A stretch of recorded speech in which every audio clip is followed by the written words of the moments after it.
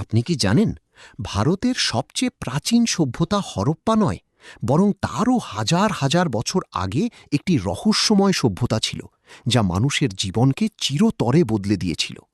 ভাবুন তো, যখন পৃথিবীর বেশিরভাগ মানুষ তখনও জঙ্গলে ঘুরে বেড়াচ্ছে, শিকার করছে, তখন ভারতীয় উপমহাদেশে কিছু মানুষ ইতিমধ্যেই কৃষিকাজ শিখে ফেলেছে, নিজেদের ঘর তৈরি করছে এবং একটি সংগঠিত সমাজের ভিত্তি গড়ে তুলছে।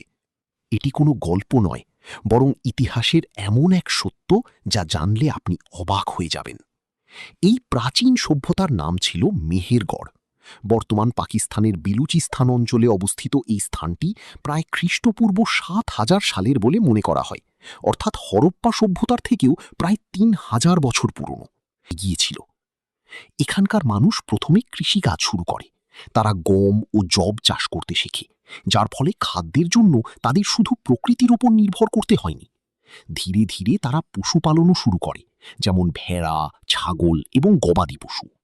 এর মানে তারা একটি স্বনির্ভর সমাজের দিকে এগোচ্ছিল। মেহেরগড়ে খননের সময় কাঁচা ইটের তৈরি ঘরের সন্ধান পাওয়া গেছে, যা প্রমাণ করে মানুষ সেখানে স্থায়ীভাবে বসবাস শুরু করেছিল এবং গ্রাম গড়ে তুলেছিল। এটি শুধু বেঁচে থাকার উপায় ছিল না, বরং একটি নতুন জীবনধারার সূচনা ছিল। কিন্তু সবচেয়ে অবাক করা বিষয় হল, মেহেরগড়ের মানুষ চিকিৎসা সম্পর্কেও জানত। এখানে পাওয়া কিছু মানুষের দাঁতে ড্রিল করার চিহ্ন পাওয়া গেছে, যা প্রায় ৯,০০০ বছর পুরনো। কিন্তু মেহেরগড়ের গল্প এখানেই শেষ নয়। আসল রহস্য তো এখনই শুরু হচ্ছে। বিজ্ঞানীরা এখান থেকে এমন কিছু প্রমাণ পেয়েছেন যা দেখায় যে এই সভ্যতা হঠাৎ করে তৈরি হয়নি, বরং হাজার হাজার বছর ধরে ধীরে ধীরে গড়ে উঠেছে। এর মানে হল, এরও আগে কোনো প্রাথমিক মানব বসতি ছিল, যার সম্পর্কে আমরা এখনো খুব কম জানি। কিছু গবেষণায় দেখা যায়, মেহেরগড়ের মানুষ শুধু কৃষক বা পশুপালকই ছিল না, তারা দক্ষ কারিগরও ছিল।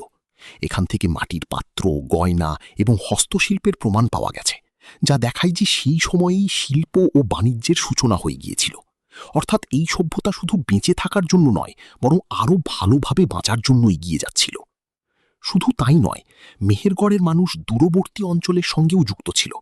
এখানে এমন কিছু পাথর এবং উপাদান পাওয়া গেছে যা স্থানীয় নয়। এর মানে সেই সময়েও বাণিজ্য চলত এবং মানুষ এক জায়গা থেকে অন্য জায়গায় জিনিসপত্র নিয়ে যেত। এটি খুবই গুরুত্বপূর্ণ বিষয়, কারণ এটি দেখায় যে সমাজ ধীরে ধীরে একে অপরের সঙ্গে যুক্ত হয়ে উঠছিল। কিন্তু আবারও সেই প্রশ্ন, শেষ পর্যন্ত এমন কি ঘটেছিল যে এই সভ্যতা ধীরে ধীরে হারিয়ে গেল?